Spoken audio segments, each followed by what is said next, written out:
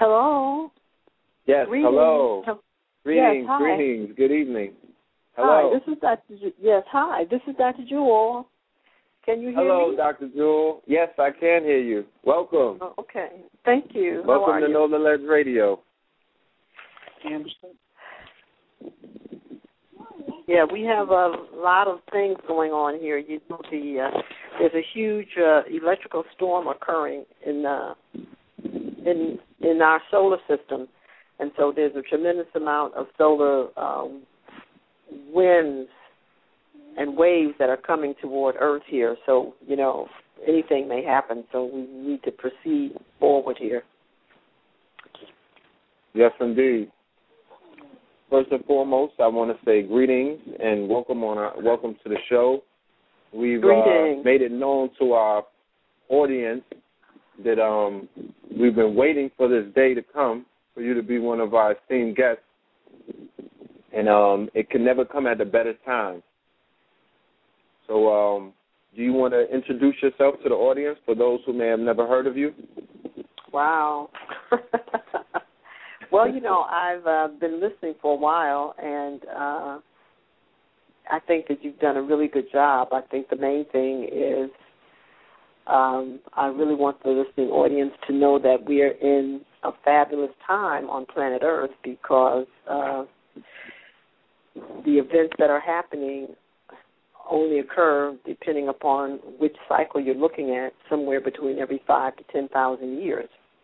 And so I'm pleased that I have lived the last 20-so years of my life sharing as much information with everyone as possible about becoming the mind of a scientist relative to one's own body, one's own brain, and one's soul and spirit. And so why has that been so important? Because now is the time where our genes have the capacity to become activated in many unique ways so that we can thrive throughout this next century. And so, you know, there's been really a war, an intellectual, spiritual war that's been going on for hundreds of years to make sure that at this time there won't be as many people as possible that will be able to make the transformation genetically. So, you know, what we know for sure is, one, that everyone on the planet was born to master these times. There's no one who's presently on the planet and alive in a physical body that cannot make the transformation to thrive in the 21st century.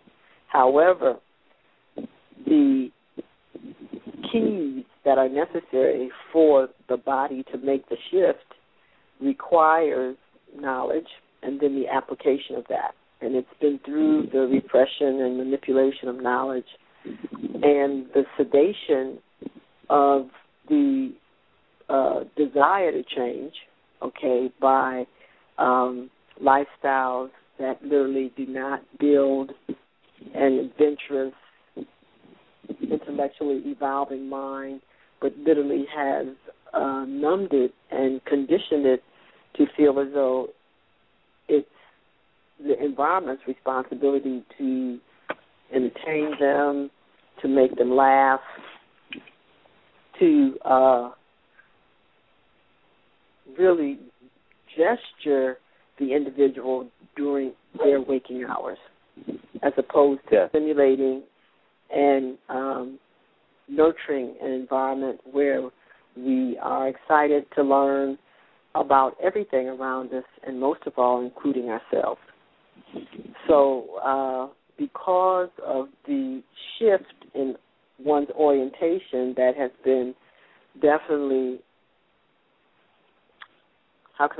enhanced by our media, TV, radio, our computers, our billboards, and just the lifestyle. You know, we have so many people, amazing, that are even afraid to be out in anything that looks like a woods or has a lot of trees. that we have tremendous apprehensions in interacting with our animals that are part of our life cycle on planet Earth, and most of all are very important to the evolution and the stabilization of this planet. And so, having no information regarding the importance of all the life forms that are in our environment, and especially our relationship with all of these life forms on Earth, as well as our relationship to the planets in our solar system, etc., humanity has really become isolated in their own minds by not having the information to be able to see the connection that they have to all things all of the time. So with this, we've become very insensitive on how to treat the necessary resources that are responsible for the capacity to sustain and maintain a healthy vehicle, our human body, our avatar. So with the toxins that we've created and have dispelled all over the earth in our water and our air, throughout the animal kingdom, the insect kingdom, the plant kingdom, we've really put ourselves into possible peril. And again, there's no experience that we cannot master. However, the attitude that we've also developed to resist change is the key culprit that is going to keep us from mastering most of the problems that we've created from not being willing to be present and pay attention. So we have, water issues. We've got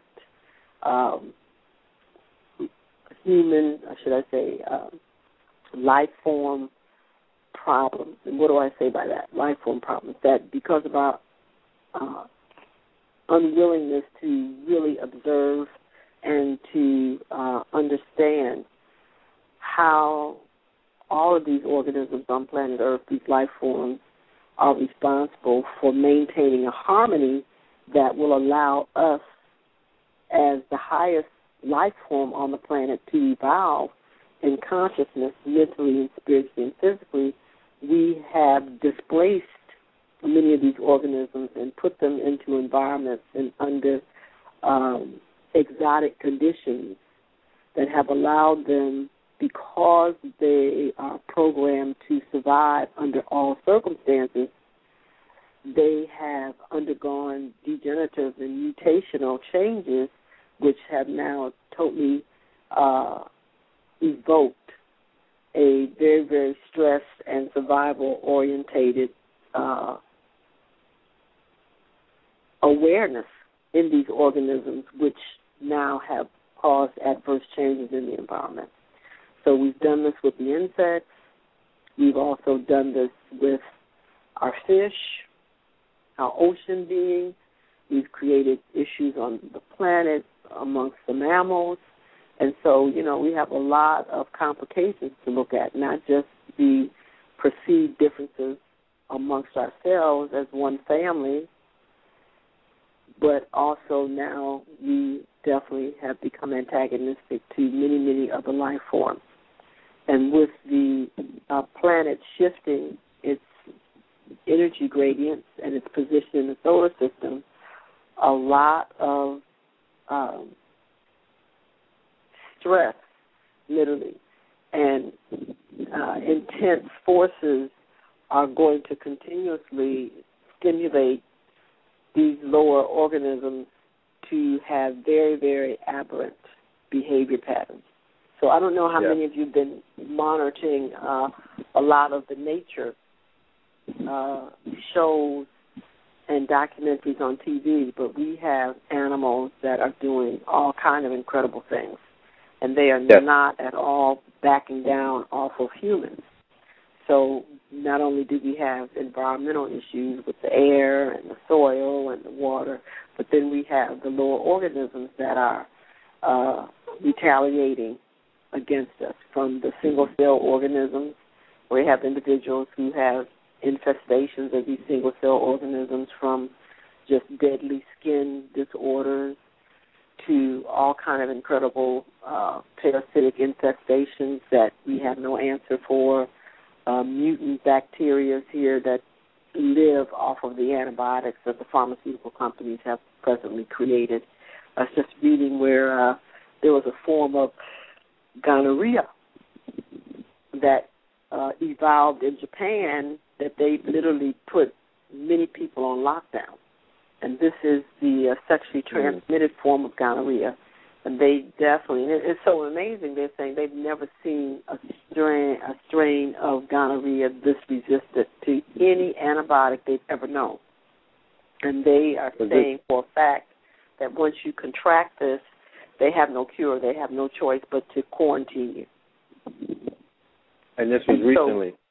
Yes, recently. So this was what was discovered in Japan. So they don't know if this mutation occurred because of the radiation or whatever, but there's a lot of issues that are going on in Japan that literally the Western world has shut out. They refuse to even report on it. So, this is the worst nuclear disaster that's happened since Chernobyl. And so they are estimating that this was 3 times worse. So they, at one point, were showing the defects and the mutations that were occurring in rapidly producing animals. So rabbits, rats that have a very short gestation period, they have the greatest reaction to nuclear poisons and toxicities. And so it was really interesting to see these animals, these frogs that had all kind of mutations because, as you know, they also have a very short gestation period. And also part of the gestation period is directly dependent upon water. So with that whole area having extremely high concentrations of nuclear waste in the water, these frogs were just, grotesque. And now they were showing how the mammals were affected. It was amazing. I never saw rabbits before with no ears. Wow. But the ears were not developing, et cetera. And this is ocean. The whole Japanese islands are surrounded by this. So, right. The winds are carrying this. And so now we have radiation in the air. It's definitely heightened, but no one's actually telling and announcing on a day-to-day basis, which I perceive a humane society would definitely want to alert its citizens at all times. Even though it may not be what we want to hear, we would never risk a person's life and just let them continuously live in ignorance when we know that they're at harm. But, see, these are part of the issues that are going to be cleaned up now because you have to look within yourself. If you know that there's been a nuclear accident in your city, in your state, in your country, and you know that the citizens are at risk, why would you not want to inform them about their level of safety and get busy identifying and creating solutions to the problem? Why would you withhold this information and allow these people to go through all kinds of symptoms, et cetera, knowing that they're going to die because there was no information offered to these individuals? The city wouldn't tell the truth. The country wouldn't tell the truth. They, for whatever reason, have made decisions that they do not want to use their creative brain to create a solution, because there's no problem that we create that does not have a solution. So, as a one-race species on this planet, and, this is something that we're going to also have to heal upon, because the truths have come forward once all of this blood was collected by Watson and Crick, and they were able to elucidate the human genome, that is, what genes literally are present in all humans. They were surprised. They thought it was going to be a certain percentage of commonality in certain groups of, quote, races. But what they found out is that all the genes are the same. except 0.1%. They didn't bank on that. And so people still don't get it. Why don't we hear all this information about the human genome, et cetera? Well, you know, it's known that now there's really no scientific basis for dividing up groups of people and labeling them as a race. There's no such thing. Everybody comes from the same one source, and that source originated in Africa around the Euphrates River, etc., and it was melanated. All beings had pigmentation and color up until the last 70,000 years. And so it has been calculated that about 70,000 years ago, there was an alteration in one particular chromosome and the genes that it carries that begin to create an inability for the tyrosinase enzyme to be created. Without this enzyme, tyrosine cannot be metabolized to become melanin. And so, therefore, with the diminution of this enzymatic reaction, melanin production in the cells of the human body begin to diminish. And so, therefore, it appears historically that these individuals, as they produce less and less melanin, migrated out of Africa and migrated north. And to the extent that they could continue to reproduce themselves, they did. So, a lot of things have happened since that time, but again, the masses of the people were put to sleep. And when I say that the information that keeps the link of understanding the origin of a particular group of people or a particular paradigm were repressed, lost, or put under lock and key. And so, therefore, with the migration of humanity onto and into environments that had different food sources as well as different times of exposure to sunlight as well as nighttime, and most of all, with a shift in attitude, we develop a constant diminution of the capacity to produce this enzyme, tyrosinase, and those individuals continue to sustain what we call a recessive or pale skin. But the bottom line that is so important right now is that after all this has been said and done, after all these fabulous and wonderful people who intuitively knew that there was no reason to segregate and to separate people based on skin color or physical characteristics, even though they didn't have the scientific data that unequivocally proves that there's only one race, these individuals were willing to stand up for this intuitive truth. And so it's a great celebration at this time that no generation, no individual should ever have to be condemned and castigated and labeled for adhering to the truth that all men, and I say that just because that's the ancient way it's been written, because it really should be all beings, all human beings have been created equal. But equality, as we're now understanding in the 21st century, is relative to what? Not your gene pool, not your environment, but how you choose to use your brain. So still, many people are not understanding and comprehending this whole issue around, quote, education and educational systems. Because in a society that relies on,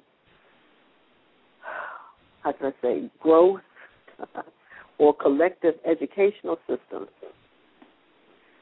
the unwillingness for that society to invest equally across the board automatically sets in motion a variation in the intellectual development of specific groups of individuals.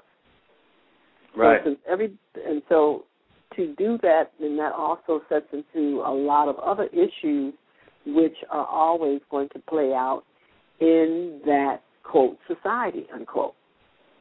So when individuals don't recognize that we all start out on the same playing field, and it's the choices we make that determine who we are, not our lineage per se, people definitely usually cannot win the right to be immortal, which also is an innate gift, because they have not been willing to comprehend, understand, and employ the basic truths which were in place to even allow them to be able to incarnate or to be born. So what did I just say? I said simply this, is that it doesn't matter whether you were raised in an orphanage, it doesn't matter whether you were raised on a farm or in a city, etc. The key is the choices that you make because of how you perceive yourself is what is going to control your life at all times and will create your reality. Right. So when we have an individual that chooses uncomfortable methodologies to acquire anything, it is a reflection of a paradigm that this individual is working under, not a free and sovereign mindset.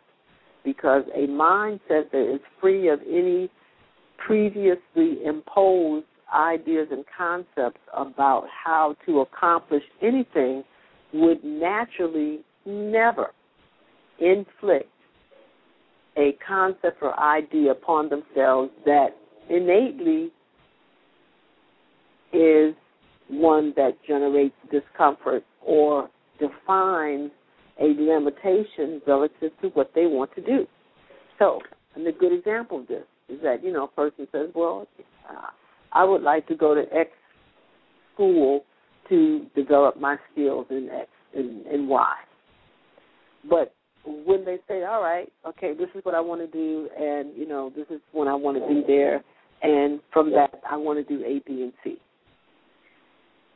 The inability of an individual not to just simply do that and have 100% expectation that everything that they've cited to themselves from what they've seen in their brain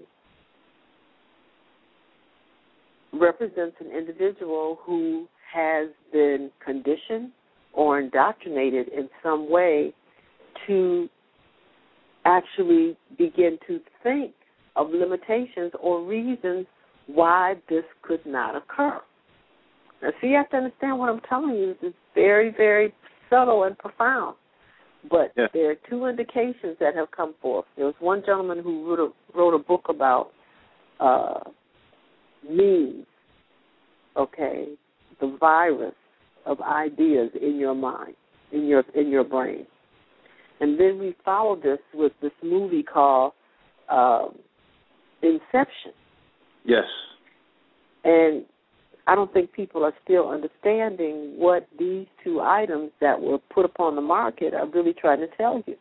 Because you're at a precipice now in your evolution that if you don't know yourself, the chances are you won't ever know yourself, because there's a whole technology where the understanding by some groups of your family concerning the mechanism of how the brain works relative to the mind that literally empowers it, that under certain conditions and in the state of innocence, which is literally a synonym for ignorance, that an idea can be planted into someone's brain in such a way where that brain and the mind will accept that as an original idea and will take full action, will use their will,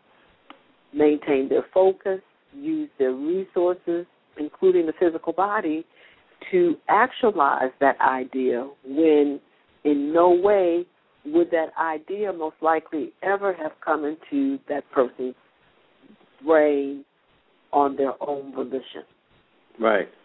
So only individuals who have taken the time to really observe themselves and who really understand the importance of being in the present and examining any idea or thought that would come to them that does not support their agenda will automatically be easily misled, easily inserted into actions and behavior patterns that the individual had in no way ever envisioned for themselves. And this is literally what's happening. The priming, it appears, of our society to be susceptible to this implantation of ideas from an outside source. My observation is that the society was primed to create a quality of neurologic development that over time would be easily influenced and would easily incubate ideas that were not their own. How do we know that? Well, let me just say this one thing. My proof to this is how will we know this? Well, I had to look at the fact that since World War I, there were weapons of destruction that were created, biological warfare weapons, the use of chlorine gas, as well as fluorine gas. And whatever fluorine and chlorine was left after World War I, scientists were actually paid to figure out how could this residual be used.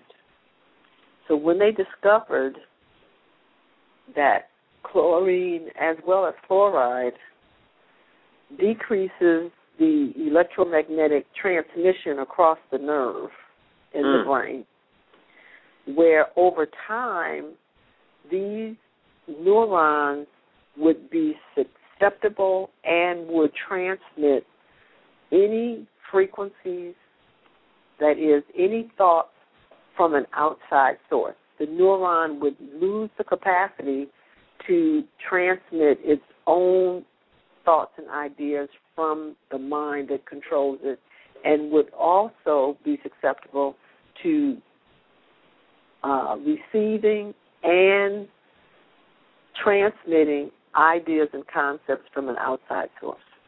And so we have a huge problem here because most people cannot distinctly tell you how they would know an idea or concept or thought is of their origin versus being synthetically generated and projected upon them from an outside source. They cannot tell you the difference because they have never learned how to distinguish what they're thinking versus what are frequencies that are being processed by their brain that are coming to and through them from the outside. So we keep seeing this. See, you're not comprehending what that Columbine and all these other, what they call it, going postal. People are not getting what this really is representing. So they just want to think that it's, a person gone bad. But you keep seeing these surges of these individuals that are doing this. It has, again, nothing to do with color. We're talking about a susceptibility of a brain especially in individuals who do not really comprehend and know themselves for themselves. Now, this is, a Dr. Jewel theory, but I say to you also that many of the children that have decided and selected themselves to become what they have been calling these suicide bombers, that their young little neurons, and especially depending upon the environment that they exist in, the quality of water that they use, if they've literally been raised on fluoride toothpaste all of their life, yes, frequencies can be put into their environment that will literally take over the brain, and these individuals will really think that this is really their own thinking. So this is the environment that we are existing in now.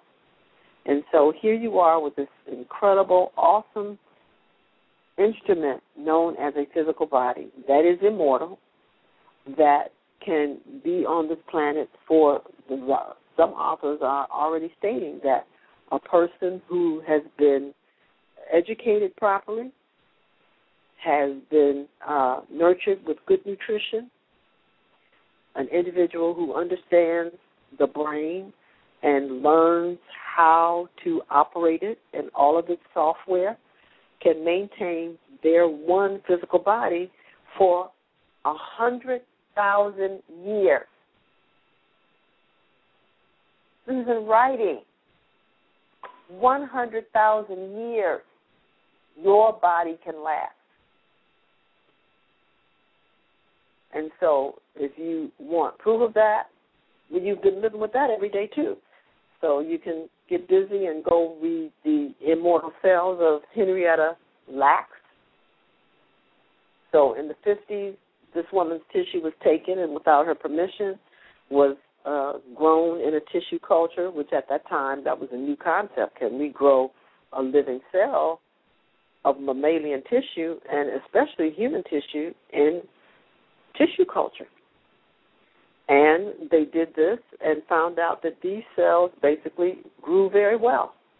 And they started sending them out to other labs, and then other labs start investigating and doing their own research with it, et cetera, till now today, Henrietta Lacks' cells, known by the abbreviation of her name, HeLa cells, H-E-L-A, the first two initials of the first and last name, is a multi-billion-dollar industry.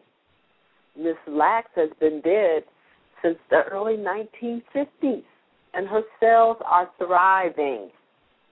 Now, you have to understand this is something very profound about the quality of tissue that this instrument, known as the physical body, is made out of, that the mind of the individual can be separated from its own tissues and in such a unique environment, so totally different than that of the human body, that they can live in a tissue culture and live in a tissue culture for decades, for scores of years.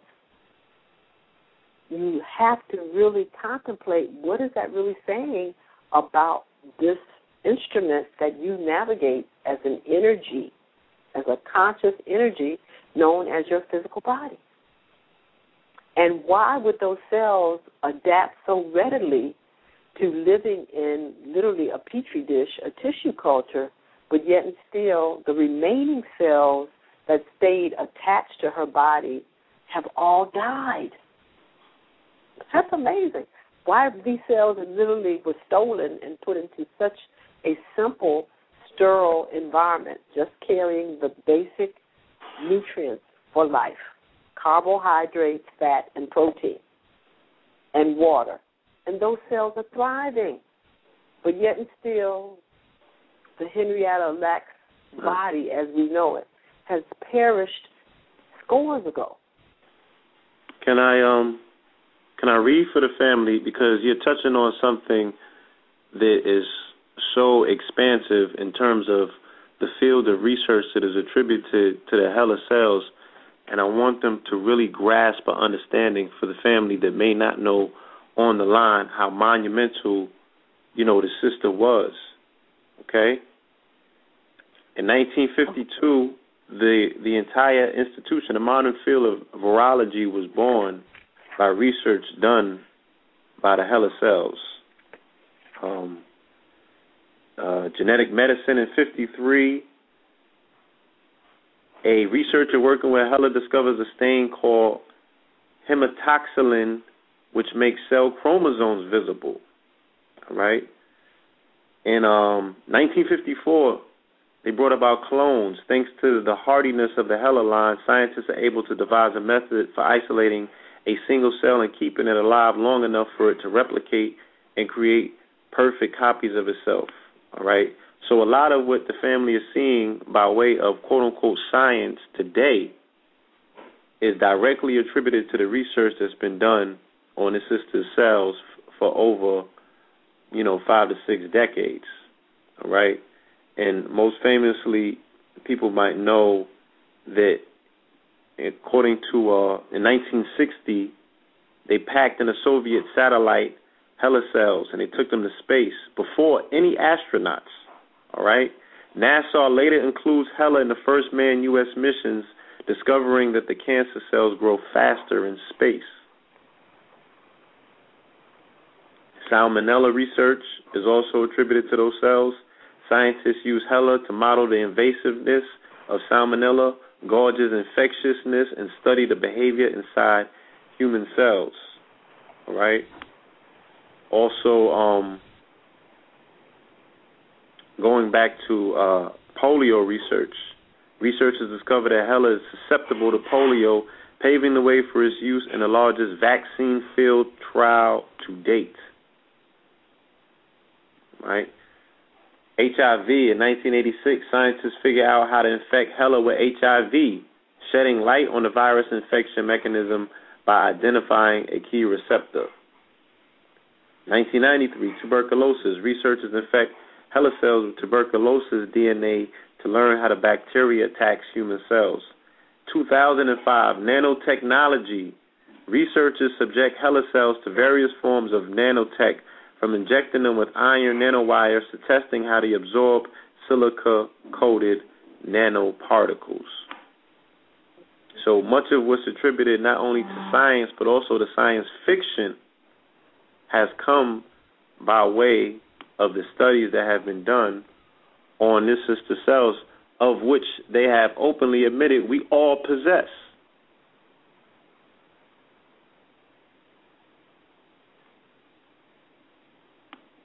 So I just wanted to interject that in so we could, give the family an entire scope of the field of research that's being done with these with the cells. Well, I want us to understand that if you take the position of the third circuit of brain function, which is the avian brain, which is the bird brain, and the gift of the bird brain is to be able to elevate your awareness above an experience and be able to see 360 degrees its relationship to everything else. And so what we have to then recognize now, if we move to the higher circuits, because you don't want to stay in the second circuit of what we call social consciousness, which is the insectoid brain, because, insects really don't have a neck. So that means that they can see to the left and right and in front of them, but they can't see above. So you want to at least be able to rise above a circumstance, not just look at it straightforward and from the right to left. What does it look like above and relative to everything else? And so when you look at that data from the bird brain or the avian brain circuitry, a 360-degree visual of this, it immediately strikes you that obviously the tissue of the human body has incredible, awesome capabilities and characteristics that most people still do not comprehend, nor do they understand how to utilize. So therefore, we are easily able to begin to comprehend that dis-ease and death is a dysfunction. It is the result of an individual who did not understand and comprehend how to navigate and to utilize and care for a vehicle, a tool, such as a physical body that has indestructible capabilities. Now, how do we know it's indestructible? Well, we have the HeLa cells, but now look at transplants. Science. We can take the tissues from an individual that's dead, and by keeping those tissues in just simple conditions, the same conditions that keep the HeLa cells alive, those tissues can then be placed into an environment that is unhealthy, and they will kick in to normal functioning and literally be able to reestablish healthy functionality in the individual who initially destroyed their own organs. Now, you just contemplate that. See, people are too busy doing a lot of frivolous stuff instead of sitting there thinking about their innate greatness, that you can destroy with your carelessness and your ignorance your own tissue, and if you ask for and acquire a replacement from a dead person, it will literally work in your sick body to the extent that it will renew your functionality. Now, just right there, if you stop and contemplate that, what are you dealing with here? What are you dealing with? And the individuals on this planet of the human species are so ungrateful and have such pathological conditions that the discussion and the contemplation that I just posed to you probably never happens in the minds of 1 out of every billion humans.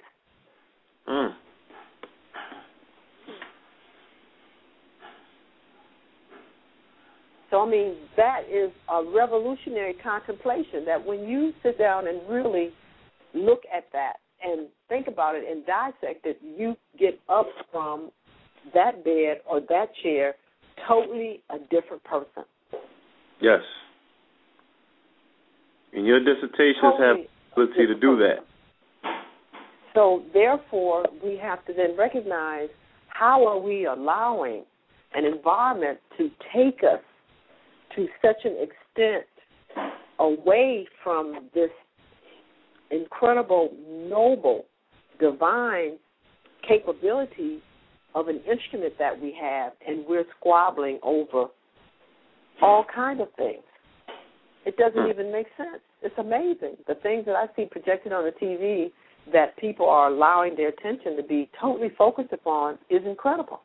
And they yet and still don't really even know how to wash their face, wash their hands, brush their teeth. How do we actually activate this incredible instrument in the morning? How do we literally feed it and care for it through the day? How do we then put it to bed at night? You could not get an intelligent thesis and dissertation from most of these people on their own body, the proper care.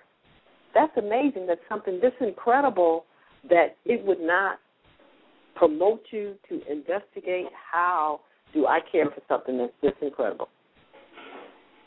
And it's okay, a word by word of mouth and whatever else, et cetera. I am astounded at the people who come to me who give me a history of very intense and chronic symptoms of imbalance and dysfunction in their body. And they really are convinced that that kind of information should just be imparted to them, just like they're asking me for directions to get to the grocery store or to get to some public facility.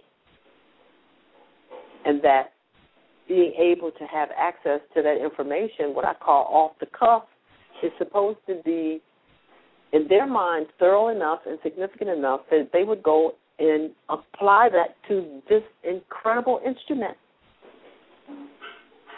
And I'm like, now that is amazing. But yet and still, you want to have all the latest data and research on the functionality of your automobile before you buy it, or your house, or a whole bunch of other stuff. But the food you eat and the care for your body, we can talk about that, and I don't even have to know anything about you, et cetera. Just, tell me what should I do for this headache or this foot or whatever else, et cetera. Oh, really? Okay, good. I'll try that. But now we have to have a checklist for our automobile. Okay, or a whole bunch of other things. I mean, it's amazing. And I was like, wow, the lack of, this is one of the most serious diseases I have ever seen, the lack of appreciation for ourselves. Yes. And when you recognize that you have a society that does not appreciate life, it's okay for us to put poison in each other's food. It's okay for the air to be poisoned. It's okay for me to basically throw trash and garbage down on the street and leave it. It's like, where can you go from there except to continuously disintegrate? And then everybody's wondering, why are we disintegrating? And they want to blame the government and whatever else. And I'm like, I just saw you walk over 4 or 5 pieces of paper. You never, ever at all been over and picked it up. 2 pieces stuck onto your shoe. And you continue to walk with it, and then when it ignores you, you pulled it down and threw it down on the street and kept on going. And I'm like, well, that's very interesting because they don't even recognize the law of order and geometry.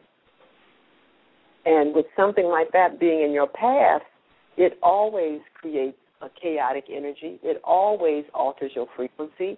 And now the energy vector that you were creating relative to what it is your intent was as to why you had your body in motion has totally been now reorganized and reprogrammed on the Earth grid. Every place on Earth has an energy frequency, and your intent lines up with the frequency. And when you understand that, then you can get onto the grid, and the Earth energies literally act like a magnet and will literally usher you there. So when there's debris in your way, which represented chaotic energy, because obviously there's a place where that should have been contained, where it would have been recycled and reprogrammed to have a neutral or a compatible frequency again, to walk over that immediately deprograms everything. So the simple example of that would be to take a magnet and stick it near your CD or your DVD and then try to play it, okay? And it's like the information is erased. It's altered. It's scrambled. So from that point on, unless you can download it or whatever, the DVD and everything, all the information, because it came in contact with an aberrant field. But see, why don't each and every one of us know this? Why is this just not a standard in our household, on the street, et cetera? Because we know that is going to totally deprogram what it is that we're about as we move around on the planet. And why should we waste energy and have to be moved into an artificial state of chaos to try to recover from this? So you have to understand that, this kind of information is fascinating. And for that kind of information to be withheld from you is amazing. But it can only be withheld from you because you are not interested in knowing it. See, this is what's so great, because everybody wants to say, well, our educational system doesn't do it. But you have a master library that no one can touch. It is literally the library of planet Earth. There's nothing that has ever happened on this planet that is not encoded energetically in the energy sphere of this planet. It's called the side bank. Yes. And you can ask any question you want, and the information will come from the side bank. Now, most people, they do get the answer to their question, but then they ignore it because it doesn't come from the venues that they are programmed to accept as resource banks of information. So you have to understand that, not even knowing how your environment is structured makes it very difficult for you to navigate. Because if somebody is saying that you can only get reliable information from A, B, and C resources, then all the downloads that would come to you from the side bank and these other energetic information resources, you will reject. Now, that again says a lot about not understanding how the brain works. So it just is, I've been studying this for years, and it's just a multi-layered experience that we're having here on Earth. And it's exciting, but my concern is that when people talk about the fact that they want to have a high-quality life and they want to live, but then they don't have this kind of information to build the foundation for having this kind of life that they want to live, they're kind of really playing games with themselves. You got an immortal body that will allow you to live indefinitely. You don't have to rush around by an artificial machine, call a clock that would destroy your circadian rhythms. Yes, I wanted to check and ask you that about what happens to organic people when they are governed by inorganic constructs such as mechanical time. Oh, they destroy themselves because what happens is that they force a reprogramming upon their biological software. And you know that. I mean, people do this all the time. I used to see this in men. A lot of prostate disease, and men do not recognize how susceptible they are to infecting their prostate gland because there's only a very thin wall of tissue between the rectum and the prostate. And so, therefore, you have men come in and they say that, my prostate is enlarged, I have to get up a lot at night, or, I really have difficulty urinating, or whatever else, et cetera. Okay, well, tell me about your bowel habits. Oh, well, I have a bowel movement maybe one every 2-3 days. Well, why is that? Well, I work here, and, my job is like this, and, when I'm not in this particular one place, then, I just shut down the urge because, I'm only comfortable with going to the bathroom X, Y, and Z. So what did they just tell you? They told you that the body is saying, okay, we want to evacuate this waste out because if it sits in the rectum too long, then that waste is going to diffuse out of the stool that was created into the surrounding environment, which means then that the anterior aspect of the prostate gland, which is positioned to the posterior aspect of the colon, is going to get full brunt of the toxins. But you're saying that because you have a perception of how you want the circumstances to be, that you're going to ignore the signal from the brain. So the brain doesn't play a lot. So it will do, as you say, if you do not basically deal with the innate signals that it gives you. So it's like, okay, fine, well, colon says that, he needs to go to the bathroom, but it doesn't matter because it's not going to go. So we're just going to shut that down. So not until an exceptionally large amount of waste builds up in the colon that the pressure even forces the signal to evacuate on the anus will these people even submit to just stopping whatever they're doing and going to the toilet. But by that time, so much waste has been reabsorbed in the pelvic area, and most men do not have a healthy history of maintaining a relationship between water submersion and their body, because they've been socialized here with a lot of foolishness that has nothing to do with how do we care for a human body. So it has been perceived by men that submerging themselves in water, known as simply taking a bath, is a, quote, female thing, and that, we just don't do that, we just don't have time for that, or whatever else, etc. So there's just a whole behavior pattern that's built up on misperceptions and competitiveness. Okay, because, why wouldn't a human being with a body, I don't care what kind of genital signature you have, want to take a bath when they obviously know that they couldn't even have a body unless it was formed in water?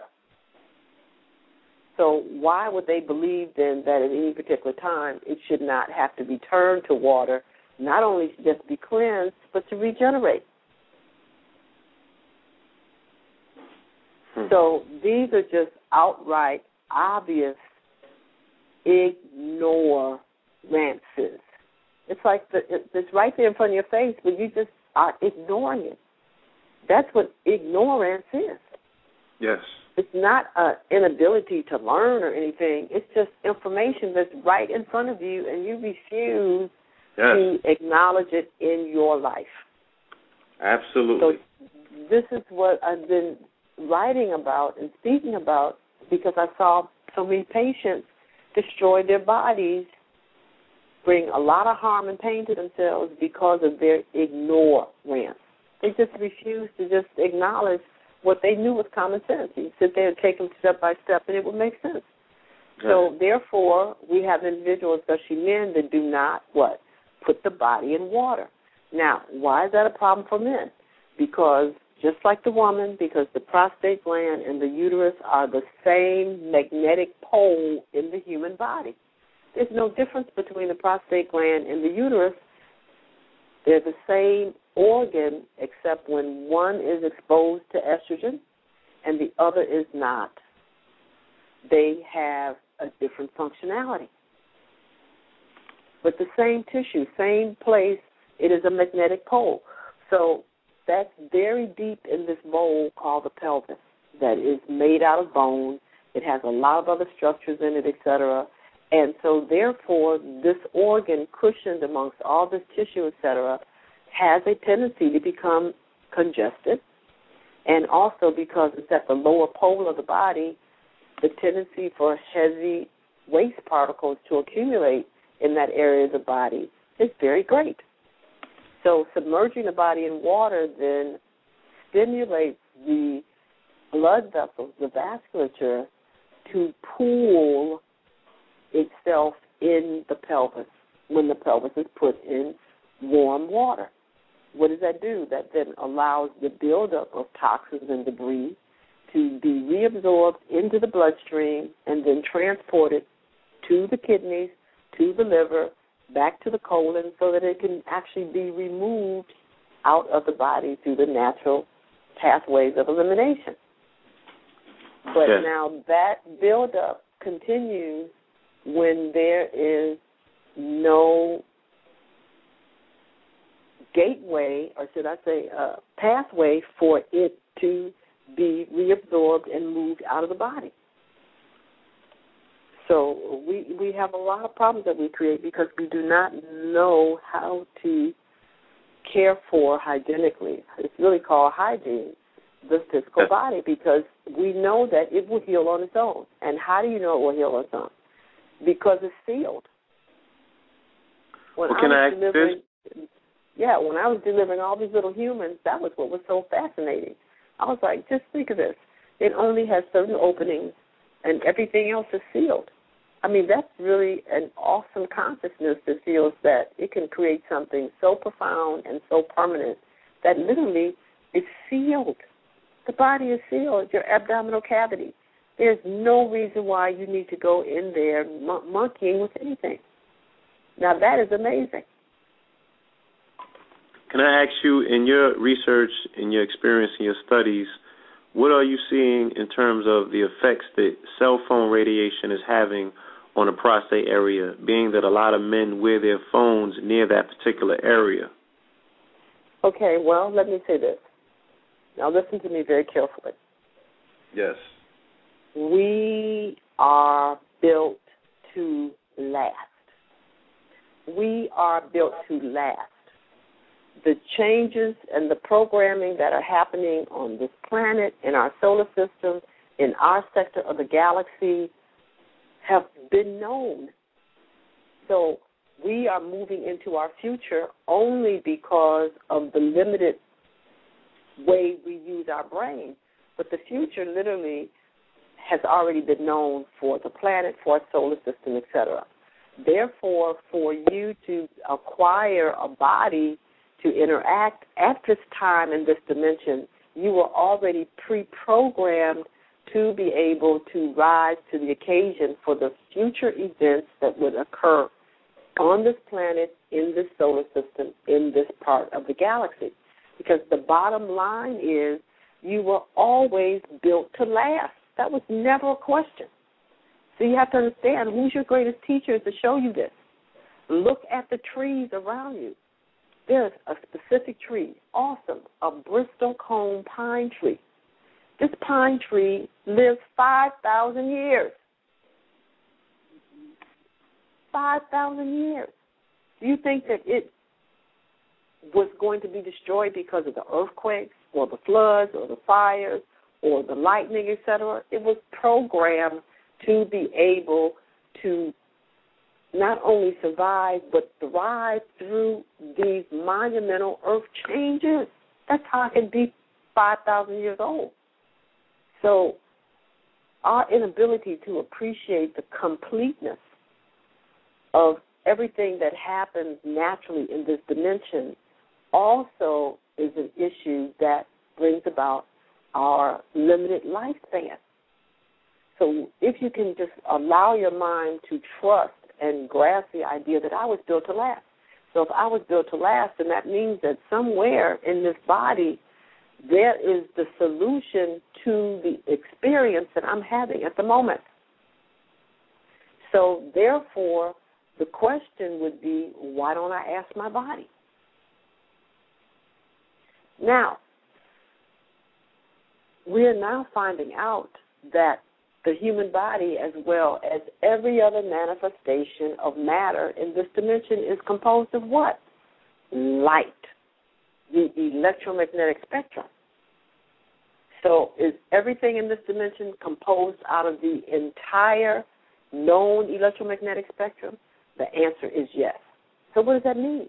That means that radio waves, TV waves, cosmic waves, gamma waves, X-ray, laser, terahertz, ultraviolet light, visual white light, infrared is composed and present in everything. So that means that you are composed of cell phone waves, radio waves, gamma rays, X-rays, cosmic rays, infrared, microwave, etc.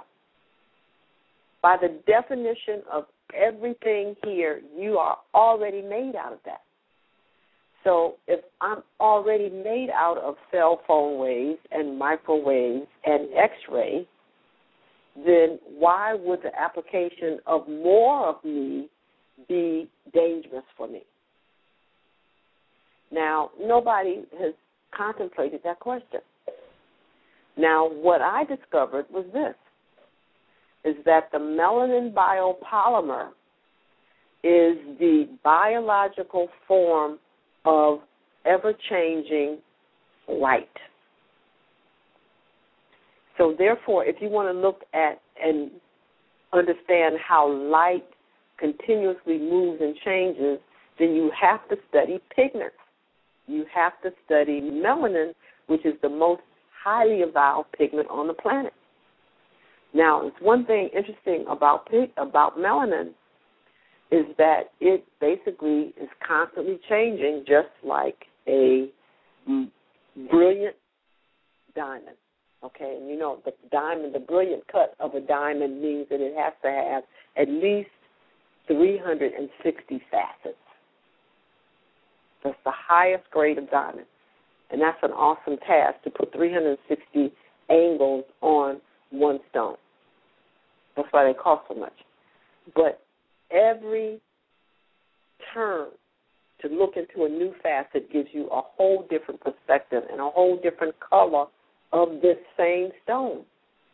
That is how melanin functions. So what does that mean about this multifaceted, light-transmitting, light-absorbing capability?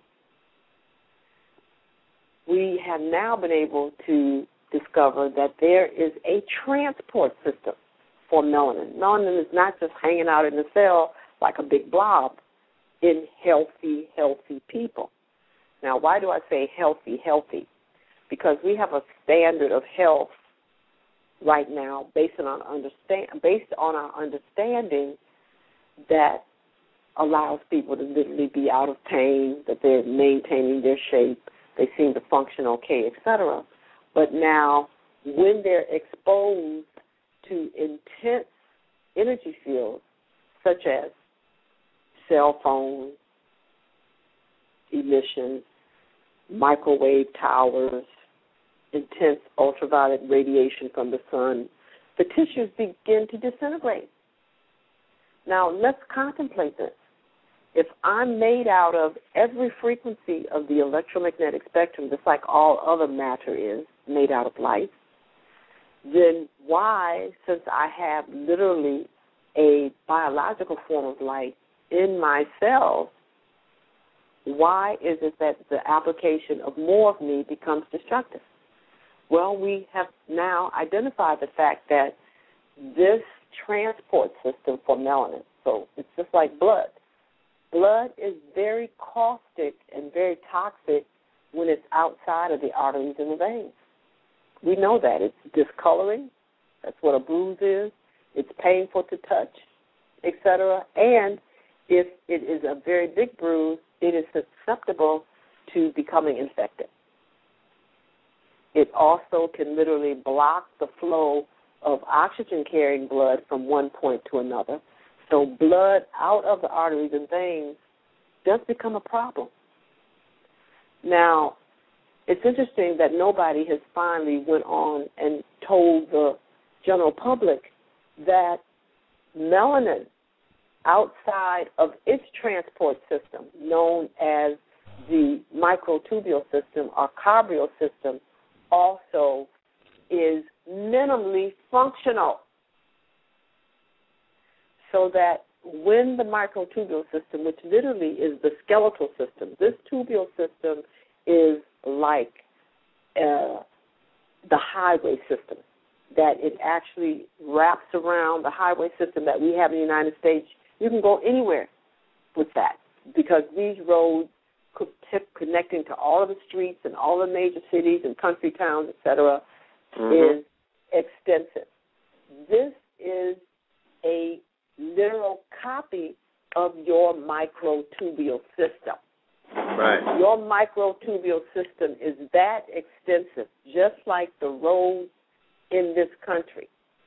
But it has not been activated because of the dormancy and the lack of understanding on how to activate the pineal gland fully. So without a fully activated pineal gland, you cannot then fully activate all of the transport system or the microtubule system for melanin. And wherever melanin cannot reach the organelles within the cells or the tissues surrounding it, those tissues are susceptible to high concentrations of other energies, forms of light, but they have no buffer system to absorb the excess. That is what melanin does in the tissues. It absorbs the excess of any particular energy that the cell can't utilize at the moment. It buffers it and dissipates it as heat. So the only reason why you can't tolerate full exposure to yourself is because your microtubule system has not been fully activated. That's the reason why. And that is why it is so critical that you do that now as we move deeper into the Van Allen belt. Well, what's one of the first criteria for you to activate your microtubule system? You have to have access to the right and the left hemisphere of your brain. You cannot be unipolar in brain function and have a fully activated pineal gland nor microtubule system. So you have an educational system that does not support you in developing a balanced brain.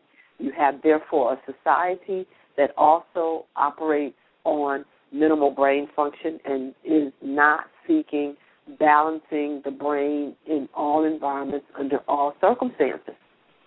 And so now, as we've moved into the Van Allen belt, you did not use the tools that were available to you to bring about an equilibrium between the right and the left hemisphere of the brain, finally a fusion between the right and the left hemisphere of the brain. Because if you understand what I just said, the fusion is that all the neurons mature and they then all fuse and communicate so that the center of the brain, being the pineal, pituitary, hypophyseal area of the brain, is totally enshrouded and surrounded by neurons. And when that happens, the chemistry that these three glands make are now able to have access to all areas of the brain, which means that every circuit can now begin to secrete its own specific neurotransmitters that, when released into the bloodstream, gives a pan-communication to all of the tissues as well as to the genetic library contained in every cell, known as the DNA, so that the DNA is triggered so that every cell will groom and activate its own individual microtubule system that will then coalesce to become communicative throughout the entire organ, and then the microtubule system from the organ will then coalesce to become universal throughout the entire body. And so, therefore, it doesn't matter how many solar streams occur. It doesn't matter how much radiation you now absorb through the Van Allen belt. Your melanin system will absorb that as it moves through its own transport system. And again, that the organs can't use is dissipated as heat, which is what melanin does. So our stunting of our evolution by not keeping track of our time mechanism by Mother Earth, the sun, and the moon is how we retarded our own development. We were created to naturally morph and evolve based on Mother Earth's morphing and evolution. But when we decided that we would not honor the sun as a timing mechanism, that we would not honor the moon as a timing mechanism, that we would not honor the solstices, the Earth's New Year is March, somewhere between March 19th and March 20th. It has nothing to do with some event that somebody marked on a calendar saying it was in January. And you have to then ask yourself, how would you allow that to happen when you can see that there is nothing in the temperate zones that indicates that there is energy moving anywhere, that is an impotent time of the year for you to even begin to think about starting anything. It's visible before your very eyes. And at March 21st, when the axis of the energy begins to rise to the core of the earth, you have proof. You have the crocuses, you have the irises, you have the jonquil, the daffodils, you have the budding of the trees that shows that now this is the time to begin to move your energies on the surface. You have proof of that, but you say no. And you rather let a machine that runs you into the ground. Well, how does it do that? Well, you show me a clock that has taken time to urinate, a clock that has taken time to eat, a clock that has taken time to basically go to sleep or to care for itself, etc. It has none of those necessities, and you then try to keep up with something that doesn't even have to rise to the occasion, that you must if you are not going to destroy your body. Now, you have to ask yourself how logical that is. Now, if that's too esoteric for you, let's just look at the calendar that you keep. Look at the history of the Gregorian calendar and who created it. Look at the names of the months. It's really insulting when you think about it. Yes, it is. We know that Deca, for example, means 10. How does it become the 12th month?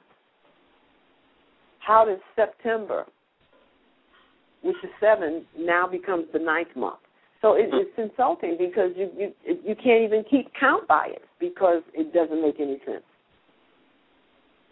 Not at all. So I'm just saying that these are the things that are right in front of our eyeballs, right in front of our face, and we reject them.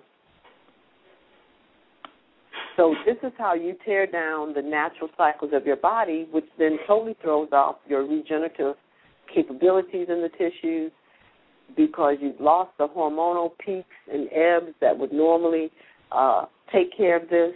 You continuously keep a light going into your brain for very long periods of the time when there's a necessary change that has to happen between neurotransmitters in the brain so that the brain tissue can be renewed, the electromagnetic elements be replaced. You don't do any of that. And that's not to say that we can't have, electric light or whatever form, but you've never let it override the needs of the body. But if you don't understand that the body has these needs, then, of course, you think you can do what you want to, and then you assume that the aches and the pains and deterioration is what you're supposed to have because then they feed you that misnomer, too, that you're supposed to die and you're supposed to have disease. And that's amazing, but yet still you can accept a 500-year-old oak tree. You can accept a 3,000-year-old redwood or sequoia tree. You can accept a turtle that lives 350 years in the ocean, never ever had a house, never had parents or anything. And it never complains about the fact that it got a poor break out of life. And it can live 350 years. Incredible. Doctor, I want to take this particular moment to remind the family that this information, as well as a plethora of extraordinary information from presenters, will be available to the family next weekend in Atlanta, the date of August 13th and August 14th, okay? 21st Century Women Advanced Brain Balancing Workshop, Lost Keys to Thrive in the 21st Century is the name of the phenomenal seminar being given by Dr. Joe Pookrum. I want to take a break and play this commercial very quickly, and we will be right back with you, okay? Sure. I'm in the process of finishing up a book, so I got about 15 minutes left, okay? Yes, very quick. Do we have any questions? Okay, good. So when we come back, we can take them, okay? Yes. Join us for the 2011 21st Century Women Conference, August 13th and 14th in beautiful Atlanta, Georgia. Our 21st Century Women Conference topic will be Lost Keys to Thrive in the 21st Century. Featured presenters for the 21st Century Women Conference include Dr. Joe Pookrum, MD, speaking on the 7 circuits of the brain, Master Metaphysician and founder of the Meta Center, Dr. Delbert Blair, discussing the release of energies and minerals necessary in the 21st century.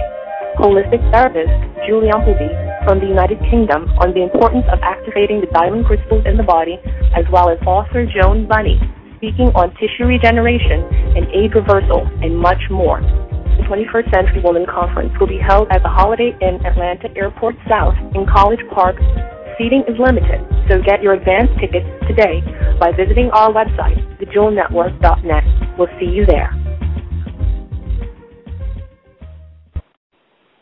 Phenomenal, phenomenal. I see that you're going to have our good brother, our good friend, Dr. Delbert Blair with you, correct?